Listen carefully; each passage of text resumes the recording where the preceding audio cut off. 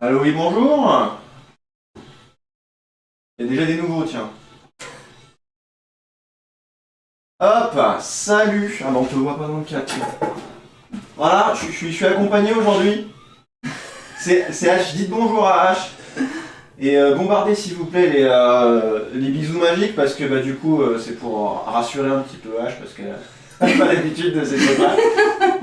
Salut Mila, salut Doudou, salut Misaki et bienvenue sur le live. Voilà, ça bombarde, ça y est. Oh, ils sont choupés.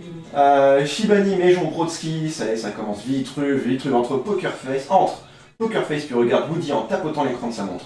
Circonflexe un sourcil, c'est une très belle expression. Se détend, puis fait son plus grand sourire. Salut Woody, bonjour les gens, c'est Trudy. Est-ce que tu auras encore de l'imagination dans quelques mois? C'est incroyable Vitruve, et salut Glarbouille, salut Mazagran, salut Anto, déjà du monde. Ah, mais on fou. Comment ça va? Ah bon, ça va. Déjà, je suis arrivée jusqu'ici. Ouais, sans encombre. On remerciera à fond H d'avoir fait la route pour nous montrer un petit peu tout ce qu'elle fait. Alors du coup, ce qu'elle fait, ça ressemble à ça. Voilà, c'est de la pyrogravure. Ah, on va mettre la lumière. Hop.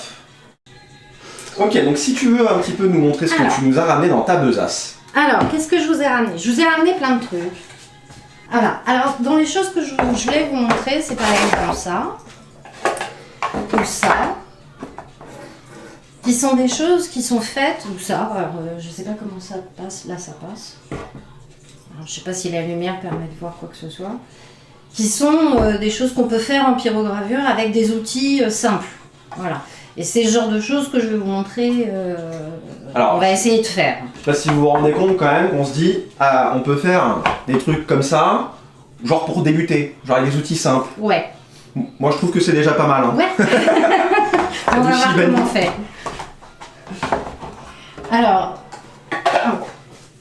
il faut peut-être que je vais peut-être expliquer un petit peu avant ce dont on va avoir besoin comme matériel et tout ça et tout ça. Et du coup, on va voir si j'ai quelque chose qui va être équivalent et que je pourrais utiliser moi après une fois que tu seras plus là. Ouais, mais tu n'auras aucun mal, tu vas voir, c'est pas difficile.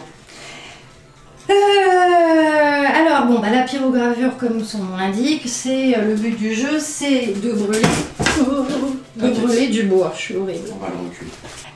La pyrogravure, le fer, hein, par définition, il va être très très chaud.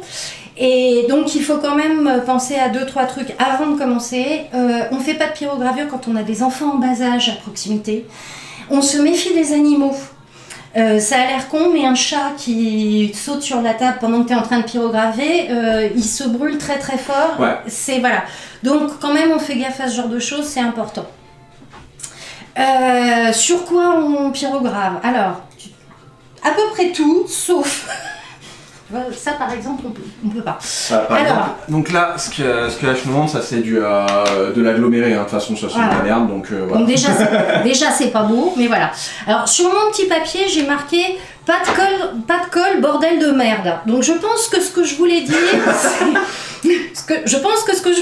c'est que il faut pas brûler la colle, parce qu'évidemment ça va créer des vapeurs, et nous on est le nez au-dessus avec la pyrogravure. Donc on prend ça gentiment dans le nez et c'est pas agréable. Donc le matériel qu'on va utiliser. Alors on peut dire, il y a plusieurs types de matériel. Ce que je vous ai montré là-bas, ce que vous voyez avec la caméra zénitale, c'est fait avec un outil à l'européenne. Alors les outils à l'européenne, c'est très simple, c'est un fer à souder auquel on ajoute des pannes. Alors attends, voilà, est-ce que... Quand je me mets comme ça, voyons voir. Donc là, il y a des pannes, donc il faut une pince, évidemment, j'en ai pas prise, mais j'ai tout ce qu'il faut. Je me doute. On change le bout, ça chauffe très fort, et ça permet de pyrograver. Alors, donc tu vas brancher ça à un boîtier où tu vas pouvoir régler la température. Alors non, ça, c'est l'outil de base à l'européenne. Ah oui, d'accord, il se branche direct. Il se branche directement dans une prise. On ne peut pas modifier la température. La seule chose qu'on peut modifier, c'est les pannes qu'on a au bout. Et généralement, c'est vendu avec tout un tas de pannes différentes. On va en reparler tout à l'heure, mais voilà. On a... Est-ce que là, on voit le retour est derrière, hein, donc du coup c'est compliqué. On s'est pas mis en face parce que l'établi là il est un peu trop bas. Ouais. Et du coup on est entre le assis debout, donc c'est pas super pratique. Mais sinon là c'est parfait. Donc On a des pannes comme ça, je reviendrai là-dessus plus tard. On a certaines qui permettent directement d'avoir des motifs. Là, on a un petit cœur. Un petit cœur, ah oui, d'accord, effectivement. Là, on a des petites étoiles. Et puis, on peut avoir des petits carrés, par exemple. C'est mignon comme tout. Voilà. Ouais. Et puis, donc, on a certains outils de base. Celui-là, c'est vraiment un truc de base qu'on va utiliser beaucoup. Une espèce de... Alors, en anglais, c'est un skew. En français, il n'y a pas de traduction. En fait, c'est un biseau. Ok. Et donc, moi, je l'appelle le skew parce que j'ai l'habitude du terme anglais. Et voilà. Donc, ça, c'est les outils à l'européenne. Ensuite, ce qu'on peut utiliser, donc c'est le principe du fer à souder. Ensuite, ce qu'on peut utiliser, c'est maintenant, on peut acheter via Amazon. Via Amazon, il y a des pyrograveurs sur ce même principe, mais qui sont beaucoup plus fins, qui sont beaucoup moins lourds. C'est vrai que là, ça du coup à manipuler, c'est un petit peu costaud. Et c'est un peu gros, c'est un gros marqueur. Ouais. Tu sais, les marqueurs pour faire les affiches, ouais. Tu vois, t'écris pas les gros marqueurs beaucoup plus gros que celui qui est là-bas, t'écris pas de la même façon que bon. Bah là, c'est un peu pareil, t'as une prise qui est tellement large que bon, c'est très bien quand tu fais du grand format. Sur certains bois, c'est formidable, on fait de très jolies choses avec ça, mais c'est un peu épais. Ok. Voilà. Et donc du coup, ce qu'on nous disait en fait, c'est que c'est un petit peu comme un fer à souder, mais plus précis. On a des fers à souder en fait qui sont exactement de la même manière, où on peut changer les pannes, etc. Je vais sortir le mien tout à l'heure. C'est exactement le même principe. C'est le même principe. C'est le même principe. Et ici, on a des pannes pour souder. Ok, donc on peut utiliser aussi les pannes pour souder. Donc c'est bien, c'est basique, ça permet de faire de jolies choses, mais c'est pas hyper top. Ok, voilà. Ouais, tu sais, ça permet de débuter, ça permet de débuter à pas cher. Loin, alors ça, pour donner un ordre de grandeur, ça je l'ai payé 16 €. Oh d'accord, ok. Voilà, chez Pickwick. Ok. Voilà. Donc il a fallu un moment que je redémarre. Hein. Donc ça, c'est ce qu'on peut avoir assez facilement en France. Le problème, c'est que techniquement, je vous ai dit, c'est trop gros, on ne peut pas changer la température. Et puis, ça a un autre problème, c'est que c'est fait avec les pieds. Au bout de 200 fois où tu as changé de panne, le pas de vis est complètement mort. Ta panne, elle fait comme ça. Ouais, okay. Donc, quand tu veux faire un trait droit avec un truc qui est comme ça, voilà, ça va pas, donc tu en rachètes un. C'est pour ça qu'il y en a un autre là, mais il y en a d'autres à la maison. Ok, d'accord. J'en ai acheté. T'en as 12. J'en ai bousillé quelques-uns. Donc ça, c'est ce qu'on peut avoir en France. Donc je disais, on peut on peut en trouver, je vais me retourner quand même. On peut en trouver aussi sur Amazon. Alors sur Amazon, il faut compter, on va dire, entre 20 et 35 € à vue de nez. Il y a plusieurs options qui existent. Ils sont plus fins. Ils sont moins lourds. Ils ont l'avantage d'avoir un thermostat qui est sur directement dessus. Et je cite directement Bip Bip, qui est quand même la spécialiste, c'est ça. On aura peut-être sur le chat. Voilà, Bip Bip. qui en utilise beaucoup. C'est bien d'avoir un interrupteur on-off. Parce que le plus souvent ils en ont pas. Faut vraiment chercher celui avec un interrupteur. C'est pas indispensable, mais c'est un peu plus de confort. Bon. Et dans cette gamme de prix, bon. Okay. On peut trouver, voilà. Le problème, c'est que tout ça, ça arrive aussi avec des tas de pannes dont je parlais tout à l'heure, qu'on va pratiquement pas utiliser. Okay. Voilà. Donc voilà. Et puis, par ailleurs, il y a les appareils à l'américaine, on va dire. Alors en fait, c'est pas seulement à l'américaine. En gros, c'est tout le reste du monde. Alors moi, j'ai épluché tout ce qui se fabrique en Europe. Je vais m'en parler. J'ai épluché à peu près tout ce qui se fait en Europe, y compris en Europe de l'Est, parce qu'il y a des gens qui font beaucoup de pyrogravure en Roumanie, par exemple. D'accord, ok. Voilà, il y a des artistes en Roumanie qui font des choses superbes. Et ben là, c'est chacun d'entre eux qui se fabrique son propre outil, qui se bricole un truc. Tout ce qu'on trouve, c'est ce genre de choses, éventuellement avec un bloc d'alimentation séparé, mais dans tous les cas, c'est toujours ce genre de choses qu'on trouve. Parce qu'au final, c'est vraiment pas compliqué à fabriquer. Il suffit qu'on ait une panne de fer, qu'on y balance un courant. Et puis voilà. Et puis là, je vois les artistes que j'ai avec une résistance et puis fini. Voilà, j'ai vu des artistes, donc notamment les Roumains, où ils font toutes les pannes eux-mêmes, y compris des tarabiscotés qui vont faire ceci et cela, qui peuvent être très adaptés. Mais donc oui, c'est faisable. Moi, je suis incapable de le faire, mais oui, c'est faisable. Mais partout dans le monde, ailleurs, C'est-à-dire aux États-Unis, au Canada, en Amérique du Sud, en Asie. Alors quand je dis Asie, il y a Japon, Corée, Chine, forcément, il doit y en avoir. Enfin bref, là, tous ces gens-là, ils utilisent des appareils comme moi j'utilise. Ok. Enfin, c'est plutôt moi qui utilise le même qu'eux. Donc là, c'est pas tout à fait le même principe. On a ici ça. Est-ce qu'on le voit à la caméra? Oui. Là, vous avez le bloc d'alimentation avec un thermostat. On a 2 fils parce qu'on va mettre des crayons au bout.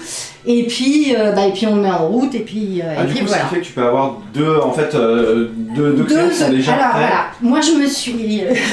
Quand je l'ai fait venir des États-Unis, je me suis pris le modèle Deluxe avec 2 câbles. Et je crois que la différence entre pas Deluxe et Deluxe, c'est genre $20 ou un Ok, truc du ouais, genre. d'accord. Donc, Oh là là. c'est pas ça qui fait la grosse différence. Et donc, au bout, nous, on va Oui, d'accord, ok. on va mettre des outils un peu différents. Donc là, ça ressemble déjà un petit peu moins à un fer à souder. Bah voilà, c'est un peu plus précis qu'un fer à souder. Voilà, parce qu'en fait, la boîte, elle sert à ça. D'accord. Voilà. Donc, on choisit le fil habituel, parce que si on fait du macramé, ça va pas. Et là, on va utiliser des outils qui ressemblent plus à des crayons. Donc, il y a un long fil, et puis c'est avec ça qu'on va travailler. Voilà. Et là, ouais, du coup, c'est marrant comment c'est fichu, parce que tu vas avoir... ça, c'est les 2 côtés de la résistance, et du coup, ça chauffe à cet endroit-là. C'est ça. Exactement. Mais c'est le même principe, puisque ça, tu vas avoir de toute façon 2 connecteurs, on passe le machin. Là. Simplement, c'est nettement plus fin. Voilà. Alors, là, je vous ai montré la petite version. Donc, évidemment, oui, c'est petit, c'est le micro. Il s'appelle micro. Donc, il n'y a pas plus petit. Donc, oui, c'est le plus petit, mais il y a nettement plus gros, mais c'est le premier que j'ai sorti. Alors, on est sur une gamme de quoi niveau tarif, Maryse? Alors, là, on est sur, de mémoire, c'est $160. Oh, que ça va, parce que, ouais, si, ça Pour va. un appareil de ce genre-là. Mais il en existe, il y a d'autres marques qui en font. Moi, j'ai choisi celui-là parce qu'il était adapté à ma pratique. Mais il y a d'autres marques qui en font. En gros, il faut compter, je dirais, en euros, il faudrait compter à partir de 120 entre 120 et 200 euros, il doit y avoir des choses trouvables. Okay. Si vous cherchez des noms de marques, il y en a. Il y a Coloud qui fait des choses. Évidemment, au moment que je cherche, je trouve pas les noms. Enfin bref, il y a plusieurs. Non, c'est dans le sens qu'il faut que j'aille. Il y a plusieurs marques qui existent et qui qu'auront de toute façon un système de stylo avec un bloc d'alimentation au bout. Au pire, si vous voulez plus d'infos sur le Discord, je serai très contente de vous et de vous dire. Voilà. Alors. Et j'ai pas d'action chez eux. C'est juste que voilà. C'est quoi l'histoire de la pyrogravure? Est-ce que c'est un art nouveau, genre Moyen-Âge? Ou est-ce que c'est quelque chose de plus ancien avec une origine africaine? Ah bah ouais, de toute façon je pense que ça démarre au moins de l'invention de l'électricité parce qu'il faut quand même une résistance. Alors non, en fait, je pense qu'on a toujours dessiné avec de la chaleur sur du bois. Ah parce que tu brûles... T'as un feu de camp. Tu brûles un truc d'acier. Tu prends une des bûches, tu commences déjà à dessiner à tes pieds, tu vois ce qui se passe, et puis après tu vas essayer sur de la pierre, tout ça. Donc je pense qu'on en a toujours fait. Par contre, on n'en a pas beaucoup de traces qui sont arrivées jusqu'à nous parce que vous voyez bien, une maison qui a pris feu. Au bout de 10 ans, où elle a pris la pluie, le vent, le soleil, en fait, il y a vachement moins de trucs qui sont noirs. Donc, avec l'usure du temps, je pense qu'il y a peu de choses qui sont arrivées jusqu'à nous. Mais on sait qu'il y en a qu'il y en a toujours eu. Ensuite, il y a eu une reprise de l'activité, donc au 19e siècle. Il y a d'abord eu au 17e, de mémoire. Ah, t'as vraiment bossé le sujet en fait. La vache. Oui. Et au 19e siècle, il y a eu Salut Quix. Il y a eu une période où c'est devenu plus important, notamment en Europe, mais aux États-Unis aussi. Au 19e siècle, il y a des manuels de pyrogravure qui ont été édités, publiés, vendus avec des cours, avec des machins. Il y a des appareils électriques qui étaient vendus, donc ces appareils étant un peu chers, ils étaient adressés avant tout aux femmes de la bourgeoisie. D'accord. Et donc, les femmes de la bourgeoisie qui ont toujours traditionnellement fait de la broderie et ce genre de choses, on a toujours fait des travaux d'aiguille, machin, et sont mises à la pyrogravure. Et puis, on a des artistes, donc des traces de pyrogravure, on en a, mais on en a très abîmées. Parce que bah, au fil du temps, ça a été difficile de traverser le temps. Même sur des choses qui étaient vernies, Alors, par exemple. une fois qu'on a eu des vernis, évidemment, là, on a beaucoup plus de choses, puisque ça se conserve mieux. Une fois qu'on a des huiles, une fois qu'on a tout ce mode de conservation, bah, ça se conserve mieux. Ça s'abîme toujours, le bois, il travaille, il vieillit, bon, mais ça vieillit mieux. Et puis, il y a eu une période aussi, on a reparlé de pyrogravure dans l'histoire de l'art. C'est à la période, on a reparlé de pyrogravure, donc je disais en histoire de l'art, aux alentours des années 60. Dans les années 60, il y a eu des tas d'expérimentations en art contemporain, notamment Yves Klein. Ok. Qui a fait beaucoup de choses en art contemporain. Il est de mémoire, il est né en 20 quelque chose, 25 ou 28. Il est décédé en 62. Et la toute fin de sa carrière, il s'est consacré justement à la pyrogravure, mais pas du tout comme ça, au chalumeau. Ok. Donc il a fait fabriquer des chalumeaux énormes comme ceci et comme cela pour ensuite pouvoir faire des... Il a fait, si vous cherchez sur internet, vous trouverez facilement, c'est des femmes dansantes. C'est des femmes qui dansent, on a l'impression qu'elles sont sur une piste de danse psychédélique. Ah ouais, je visualise quel motif on peut avoir avec un chalumeau comme ça. Et ça, c'est fait au chalumeau. Et puis, il y a eu d'autres artistes aussi qui ont travaillé sur brûlant de la toile de peinture, voyant ce que ça fait, et ainsi de suite. Donc en fait... Ah, c'est plus du travail de matière plutôt que du dessin. Ouais. Mais dans tous les cas, c'est du bois et de la chaleur. Du bois et de la chaleur, tout le monde a toujours fait joujou avec ça un jour ou l'autre. Il y a Quiz qui disait ouais, on pyrogravait les vaches, mais et puis même tout ce qui est le concept de marquage au fer rouge, on peut faire du marquage au fer rouge sur un bois par exemple. En marqueterie, ou en ébénisterie, quand on signe un objet, on le fait avec un seau qui est brûlant, c'est de la pyrogravure. Ouais, d'accord, ouais, effectivement. Voilà. C'est juste qu'il y a un spectre de la pyrogravure. On peut faire des grandes enseignes pour, je sais pas quoi moi, un restaurant un peu Tex-Mex, machin, tu fais un truc très western, tu vas le faire avec un pyrograveur comme ça, parce que ça va être très grand, mais tu vas avoir quelque chose de très roots, très... Beautiful marketing, c'est vrai ça, Quix. C'est voilà, tu vas avoir quelque chose de très très roots, je sais pas comment dire autrement.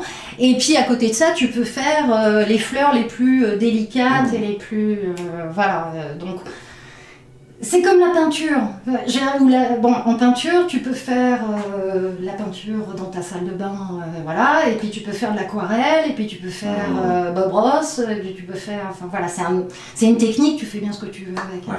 À partir du moment là, donc on a pu voir ça sur les exemples que tu as pris, tu peux donc tu pars sur des dégradés de noir. Tu peux faire des aplats de gris. On peut tout faire. On peut faire des aplats, on peut faire des dessins à la ligne. On peut envisager, une fois qu'on a fini, moi c'est pas forcément le truc qui m'amuse et que je recherche pour le moment, mais on peut très bien dessiner et colorier ensuite. Avec par exemple du crayon de couleur. Alors il faut se méfier parce qu'après le crayon de couleur c'est fait à base de gras, y a de la cire dedans donc ça obstrue les pores de ton bois et puis alors vas-y pour le retirer derrière. Mais il y a quand même des choses qui sont possibles, on peut utiliser des crayons de couleur aquarelle par exemple. Qui vont réagir à l'eau, on peut utiliser des peintures plus denses, des choses plus épaisses, on peut faire ce qu'on veut. Puis après tu peux faire du mix, tu multiplies les techniques, après c'est chacun, encore une fois c'est une technique, tu fais ce que tu veux avec après. Alors moi, dans le matos que j'ai mon fer à souder, qui est un fer à souder que j'ai acheté quelque chose comme 40 €, qui est sur un standard qu'on appelle le standard P12. Alors je vais expliquer ce que c'est derrière, et qui va peut-être permettre de faire un petit peu, de pouvoir commencer à travailler. Les pannes, ça va être des pannes comme ça. Attends, on va le ramener près de la caméra. Donc voilà, ça va être des pannes comme ça. Et ben donc c'est très bien. Donc qui vont permettre de pouvoir faire du dessin fin. J'ai aussi une panne un petit peu couteau, qu'on appelle couteau, très bien. qui est déjà montée sur le fer. Donc le couteau c'est l'équivalent de mon skew. C'est exactement ça. C'est un biseau. Tout à fait, il est déjà monté sur le fer. Voilà. Ça. Voilà, ça c'est très exactement l'outil que Bibip utilise. C'est la même chose que ça. Avec des pannes du même type, on a des tas, avec des pannes comme ça, et par contre ici... Ah, mauvaise cam, attends. On va remontrer, j'ai pas mis la bonne cam. Ah, j'ai pas pensé. Oui, donc voilà. Du coup, ça, ce sont les pannes que moi j'utilise. Et donc, du coup, et donc voilà, ça c'est un fer tel que ce que Bibi utilise, où on a des pannes qui sont très sympas. Et la différence, c'est que le sien, il y a un thermostat. Et bah, du coup, moi aussi, parce que si tu et prends. toi, il est là, voilà.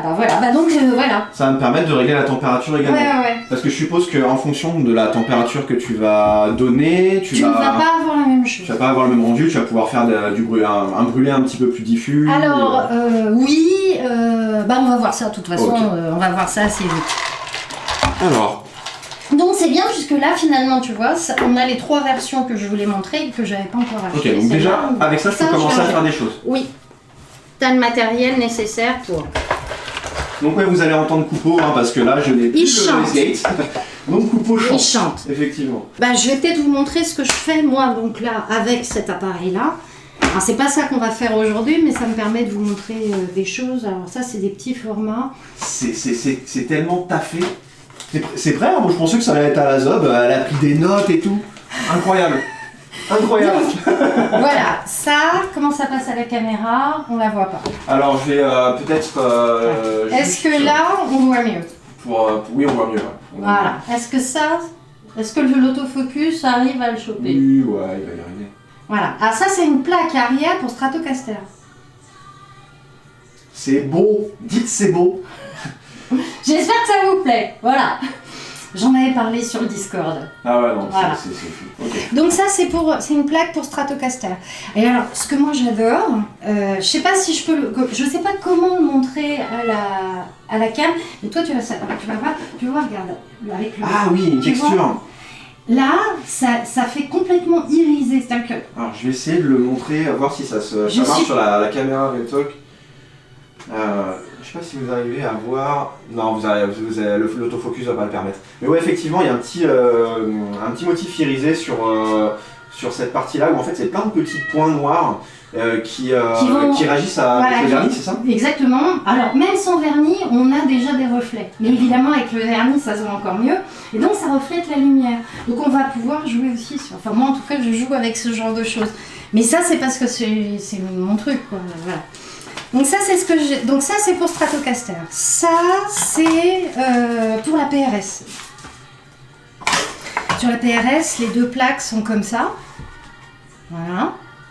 Alors, je vais ranger ça. Les 2 plaques sont comme ça. Alors, je sais pas si ça permet de visualiser ce que je raconte. Un petit truc, ouais, carrément ça suffit largement pour visualiser. Donc je vais mettre ça comme ça et je vais me rapprocher. Comme ça il ne gênera pas et on verra mieux. Voilà. Donc c'est comme ça sur la guitare. Et donc on a, parce que je suis une torturée, on a le dessin qui se continue. Tu vois, le dessin se termine là. Et alors, le truc qui tue, c'est la tranche. Ah oui, t'as fait un multipli de plaquage. Voilà. Ouais. Et j'ai fait un multipli noir, blanc, enfin blanc, noir, blanc, noir. Donc là, érable et poirier. Tulipier noir. J'aurais pu penser que ce serait poirier teinté sinon. Mais on aurait pu. Quand on décide, quand on a son dessin, donc là, on a le dessin que j'avais choisi à ce moment-là. Donc je sais ce que je vais faire dans chaque zone en gros, et puis j'ai les zones que je veux déterminer. Ensuite, j'utilise un papier carbone. D'accord. Ok, donc ça, ok. Alors ça, c'est important. Et alors, quand je dis un papier carbone, surtout méfiez-vous, vous achetez pas du papier carbone n'importe quoi, parce que il faut vérifier qu'il est uniquement en graphite. Parce que sinon, en fait, il y a de la cire dedans. Et donc, tu vas te retrouver, c'est comme si tu faisais avec de la craie grasse, les craies grasses que ta fille utilise. Ouais. Et c'est hyper chiant à gommer. Donc, tu te retrouves... ça s'étale, c'est dégueulasse. Voilà. Et donc, tu te retrouves avec ta pyrogravure qui est éventuellement tout à fait précise et réussie. Et le trait qui est en dessous, tu peux pas le retirer, ça fait une trace dégueu qui s'étale.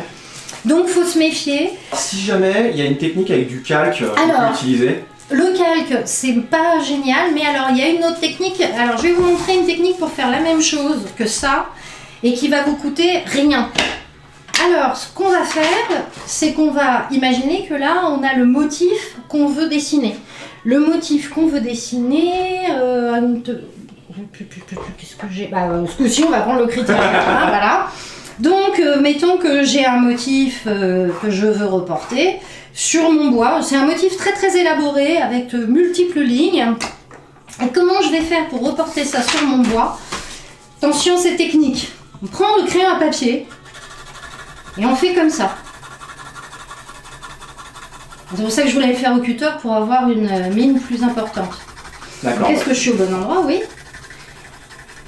Alors, le but du jeu, donc j'ai juste mis mon crayon contre la mine large contre le truc. Donc, n'hésitez pas à mettre un coup de cutter pour retirer plus de bois et avoir plus de mine. Je le fais dans l'autre sens. Après, tu vas retourner, tu vas repasser sur le trait, c'est ça? Tu vas voir, et c'est exactement ça. Ça et ça, c'est la même chose. Ça et ça, c'est la même chose. Ça, il y en a plus, donc voilà, mais ça, c'est pareil. Et bah ça, si je le retourne et que je le mets sur mon bois et que je repasse sur mes lignes. Alors c'était ça dont je voulais te parler avec le papier calque. C'était exactement la même. Enfin, j'ai du calque, mais la même technique. C'est juste que vu que tu as du calque, c'est plus facile après à positionner sur ton bois que là, tu as quand même une feuille opaque. Mais sinon, là, ça revient au même. Hein. Ouais. Là, l'avantage, c'est que tu vas redéposer du graphite directement sur ton bois. Alors, tu as ton dessin. Donc, nous, on va faire comme s'il n'était pas. On met le côté où il y a le graphite sur le bois. Et tu mets une feuille par-dessus et tu repasses avec On ta feuille. a notre modèle qu'on a imprimé. Hein, ça se voit pas, mais ça, c'est un modèle que j'ai imprimé. Et ensuite, j'ai plus qu'à passer dessus. Alors, pour repasser dessus, il faut un geste ferme, mais pas de brut. Parce que si on appuie trop fort, on va graver le bois. Ouais, d'accord. Et notre surface, toi tu connais, le bois c'est fragile, oui. Hein, donc je me doute que toi tu vas y aller comme un sourd, mais voilà, faut quand même qu'on ait un motif qui soit clair et qu'on puisse identifier. Et ensuite, les endroits, on peut revenir ensuite au critérium de base pour repasser les endroits un peu on n'est pas sûr qu'on se souviendra. Voilà. Mon appareil, il est gradué, il va de 0. Là, vous voyez pas. Enfin bref, faites-moi confiance, il va de 0 à 10. C'est pas parce qu'il va jusqu'à 10 que j'en ai besoin jusqu'à 10. Je veux dire, ce genre d'appareil, ça chauffe très très fort, très vite. Donc on a rarement besoin d'aller jusque très très chaud. Et surtout, le très très chaud, ça va abîmer notre bois. Je vais vous montrer ça tout à l'heure. Le truc le plus important en pyrogravure, c'est pas tellement d'avoir une pointe trop chaude, il faut que la pointe soit chaude mais pas trop chaude. Ce qui va faire la différence, ça va être la vitesse à laquelle on va dessiner. Parce que si, avec la même température, si je passe lentement ou si je passe vite, je ne vais pas avoir le même résultat. C'est ce qu'on va voir tout à l'heure. Voilà, il ne faut pas chauffer trop fort. Si on chauffe trop fort, c'est comme pour tout. C'est le même principe que vous avez forcément fait ça quand vous étiez môme. Vous avez un morceau de papier, un briquet.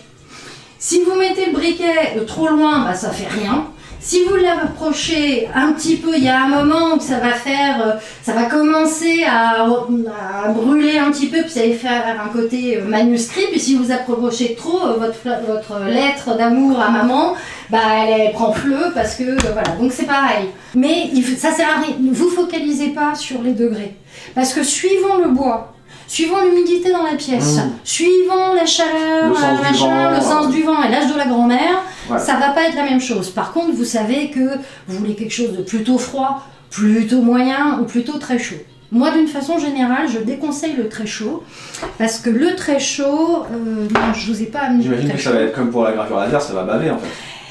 Ça bave dégueulasse, tu vois, je l'ai marqué. Ça bave dégueulasse. J'ai dit ça bavouille, c'est dégueulasse. J'ai écrit. Je sais plus où, j'ai écrit ça bavouille, c'est dégueulasse. Donc voilà. Donc non, faut pas. Moi, je trouve que c'est moche quand ça bavouille. Après, il y a peut-être des artistes qui, eux, vont utiliser ce bavouillis de façon à ce que ce soit. Voilà, donc. Si jamais vous bavouillez, dites que c'est fait exprès. Suivant l'âge de la grand-mère, oui. Ouais, c'est une vraie expression, ça, je connais. On va regarder les différentes formes de panne. C'est ce que je vais vous montrer, c'est valable quel que soit l'outil que vous utiliserez. Que ce soit le même que le mien ou que ce soit une version fer à souder, j'allais dire fer à repasser.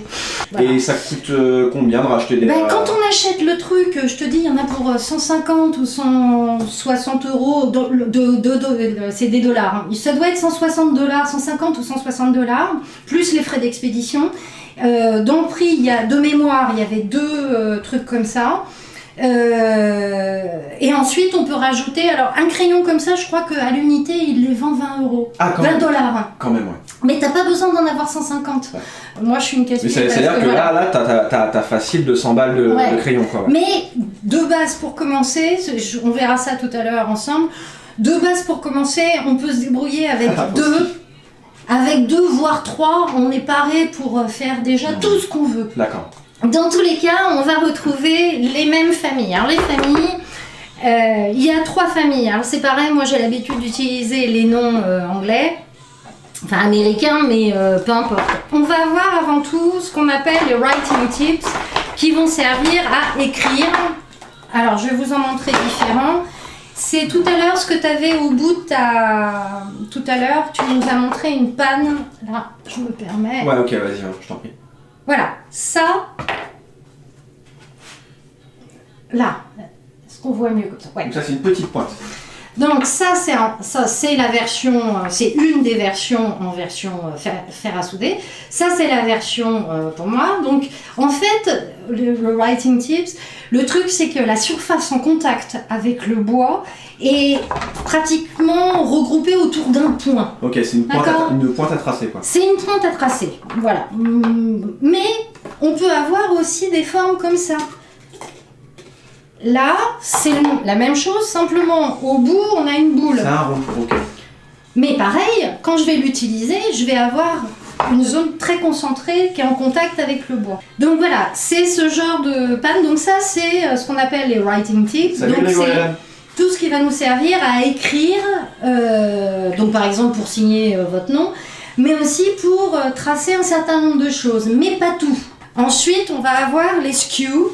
Ah, tiens. Le skew, qui est une sorte de cutter, hein, voilà, c'est un cutter chauffant.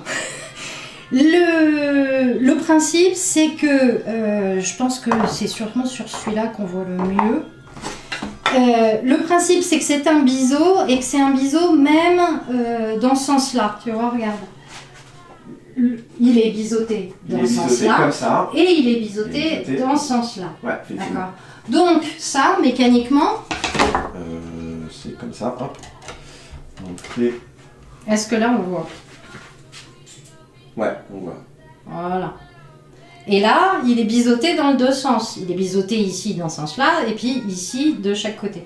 Ce qui fait que la surface qui va être en contact avec le bois, c'est uniquement un trait, plus ou moins fin, plus ou moins court ou plus ou moins long, et plus ou moins large dans son épaisseur ici.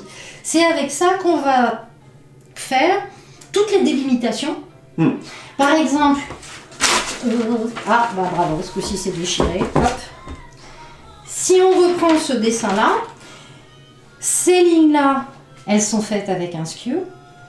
Ces lignes-là aussi, celle-là aussi, celle-là aussi. Ces délimitations, toutes ces délimitations fines et marquées, elles sont faites avec cet outil-là. Et cet outil-là, il a des trucs vachement pratiques et des choses plus problématiques. D'abord, faire une courbe avec, c'est vite un problème. Oui, j'imagine, ouais. Alors, je vous montrerai tout à l'heure comment on fait pour pouvoir faire des cercles ou des courbes avec un outil qui, lui, veut aller tout droit. Et il va falloir faire attention parce que lui, pour le coup, contrairement au writing tip de tout à l'heure, celui-là, lui, il va pénétrer dans le bois. Donc, quand on est dans le sens du bois, là, le bois qu'on a sous les yeux, le sens du fil, il est comme ça. Quand moi, je vais utiliser le skew dans ce sens-là, il va avoir tendance à se mettre dans un fil et à plus vouloir en sortir. Donc, tu vas commencer, tu as une jolie ligne, et puis tout d'un coup, ça... Voilà, et lui, il veut plus. Et si tu le fais à contre-fil, il a tendance à couper les fibres.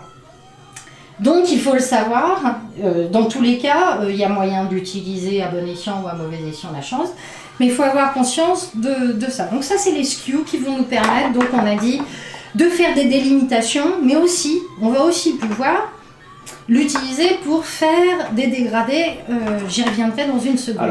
Donc voilà, donc pour en revenir à nos pannes, on a donc des pannes, tout à l'heure on a vu qu'il y avait des pannes en forme de cœur, en forme de carré, en forme de tout ça, qui vont servir à faire des motifs comme ici, qui sont déjà prédéterminés.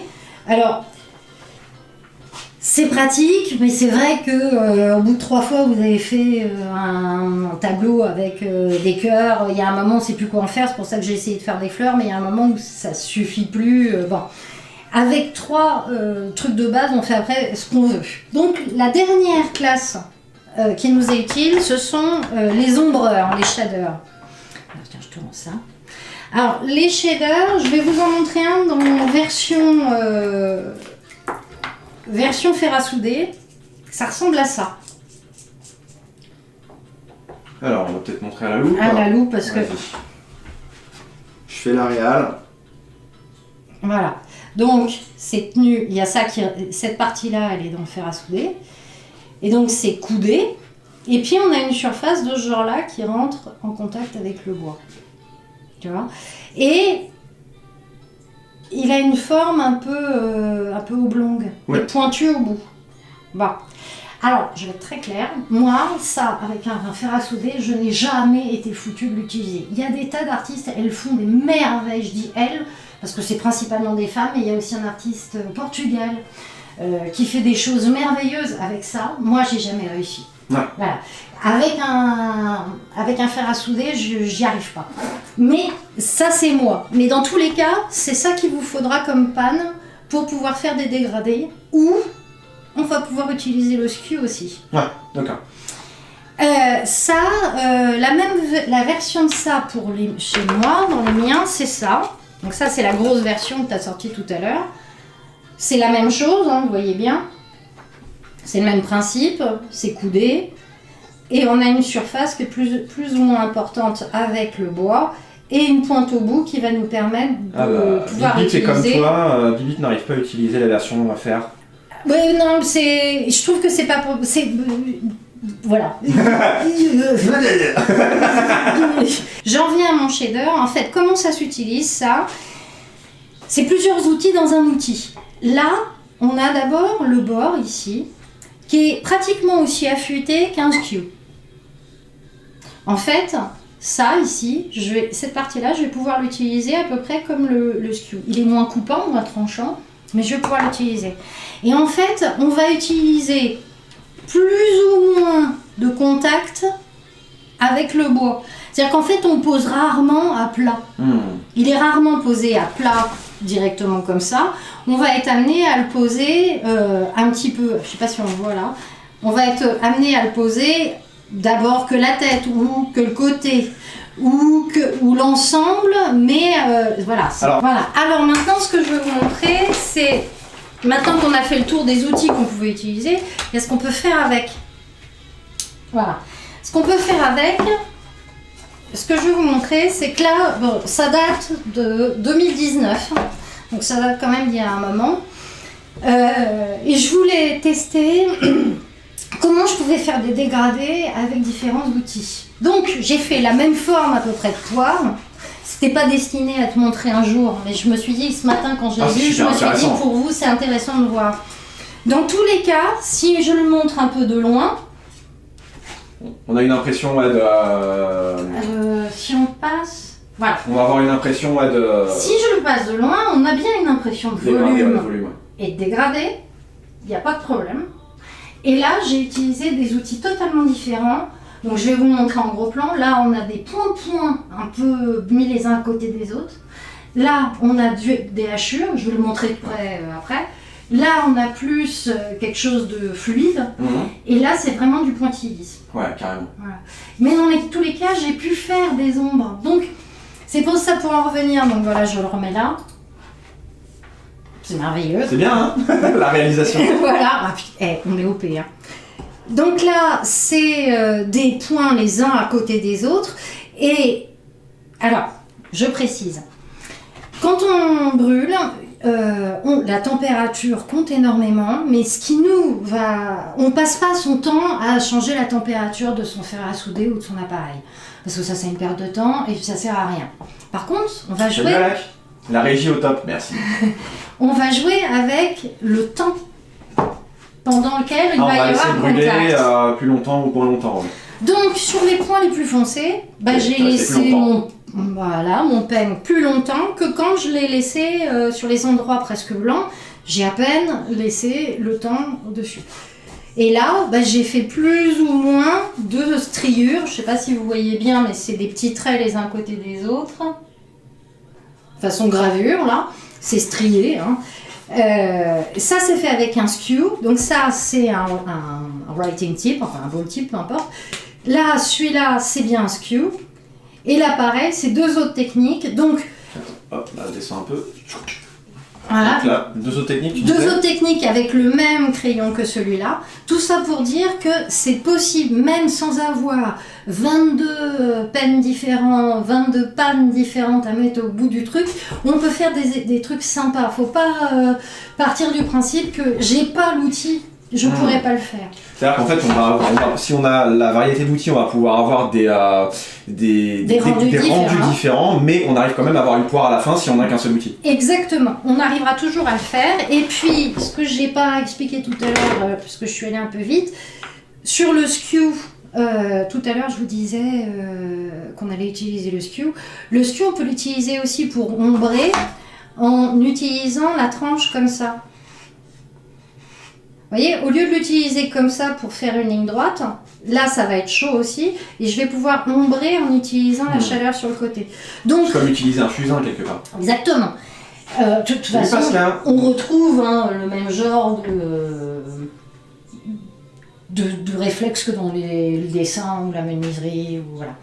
Donc, encore une fois, on n'a pas forcément... C'est bien si vous avez tous les pens différents, c'est très bien. On n'a pas forcément besoin de beaucoup de choses pour commencer à faire des choses sympas. Simplement, c'est bien d'en avoir un dans chaque famille, mais quand bien même on en aurait que deux, un skew et un writing tip, on se débrouillerait pour ombrer quand même autrement, et voilà. Donc, on n'a pas besoin de tonnes et de tonnes de modèles, c'est pas de panne, et l'accumulation de matériel n'est pas forcément gage de quoi que ce soit, donc c'est pas la peine d'investir des fortunes d'emblée.